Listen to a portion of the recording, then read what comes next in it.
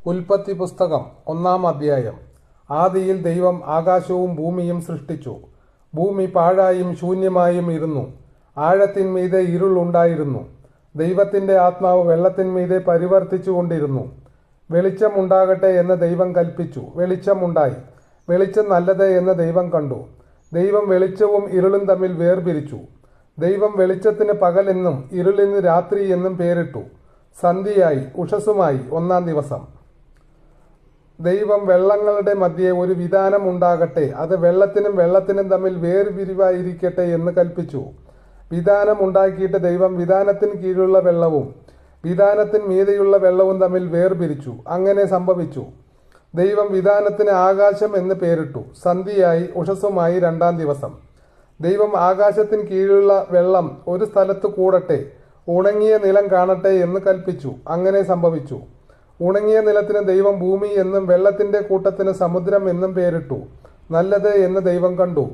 ഭൂമിയിൽ നിന്ന് പുല്ലും വിത്തുള്ള സസ്യങ്ങളും ഭൂമിയിൽ അതത് തരം വിത്തുള്ള ഫലം കായ്ക്കുന്ന വൃക്ഷങ്ങളും മുളച്ചു വരട്ടെ എന്ന് ദൈവം കൽപ്പിച്ചു. അങ്ങനെ സംഭവിച്ചു. ഭൂമിയിൽ നിന്ന് പുല്ലും അതത് തരം വിത്തുള്ള ഫലം കായ്ക്കുന്ന വൃക്ഷങ്ങളും മുളച്ചു വന്നു. നല്ലത് എന്ന് ദൈവം കണ്ടു. സന്ധ്യയായി ഉഷസ്സുമായി 3-ാം ദിവസം. പകലും രാവും തമ്മിൽ വേർപിരിവാൻ ആകാശവിതാനത്തിൽ വെളിച്ചങ്ങൾ ഉണ്ടാകട്ടെ. അവ അടയാളങ്ങളായും കാലം, ദിവസം, സംവത്സരം എന്നിവ തിരിച്ചറിയുവാനും ഉതകട്ടെ. ഭൂമിയെ പ്രകാശിപ്പിക്കാൻ ആകാശവിതാനത്തിൽ അവ വെളിച്ചങ്ങളായി ഇരിക്കട്ടെ എന്ന് ദൈവം കൽപ്പിച്ചു. അങ്ങനെ സംഭവിച്ചു.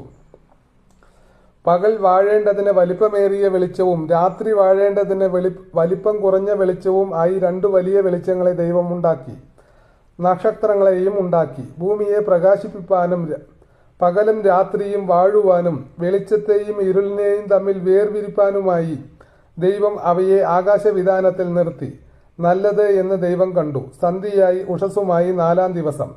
വെള്ളത്തിൽ ജലജന്തുക്കൾ കൂട്ടമായി ജനിക്കട്ടെ. ഭൂമിയുടെ മീതെ ആകാശവിതാനത്തിൽ പറവജാതി പറക്കട്ടെ എന്ന് ദൈവം കൽപ്പിച്ചു. ദൈവം വലിയ തിമിംഗലങ്ങളെയും വെള്ളത്തിൽ കൂട്ടമായി ജനിച്ചു ചരിക്കുന്ന അതത് തരം ജീവജന്തുക്കളെയും അതത് തരം പറവജാതിയെയും സൃഷ്ടിച്ചു. നല്ലത് എന്ന് ദൈവം കണ്ടു. നിങ്ങൾ വർദ്ധിച്ച് പെരുകി സമുദ്രത്തിലെ വെള്ളത്തിൻ നിറവിൽ പറവജാതി ഭൂമിയിൽ പെരുകട്ടെ എന്ന് കൽപ്പിച്ചു.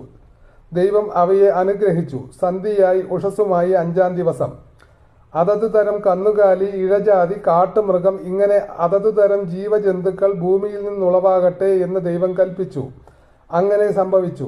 ഇങ്ങനെ ദൈവം അതത് തരം കാട്ടുമൃഗങ്ങളെയും അതത് തരം കന്നുകാലികളെയും അതത് തരം ഭൂചര ജന്തുക്കളെയും ഉണ്ടാക്കി. നല്ലത് എന്ന് ദൈവം കണ്ടു.